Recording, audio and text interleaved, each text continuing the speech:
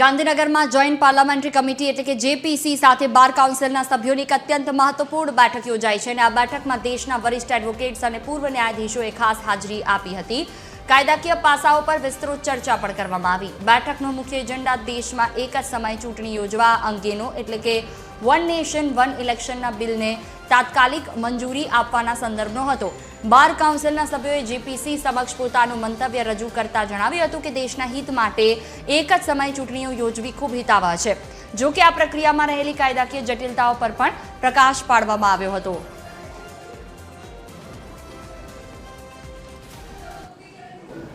Bar council of Gujarat तरफथी सुधारा ए ज कहेवामां आव्या के एक ज जग्याए एक ज इलेक्शन एक ज समय इलेक्शन थाय ते एक ज हितावह छे अने आनी साथे साथे बार काउंसिल कॉर्पोरेशन अने पंचायतनी चूंटणीओ पण एक साथे थाय अने सरकारनी अने प्रजाना हितमां जे निर्णय लेवाय ते माटेना जे सूचनो छे ए अमे आपेला छे, लेखितमां आपेला छे।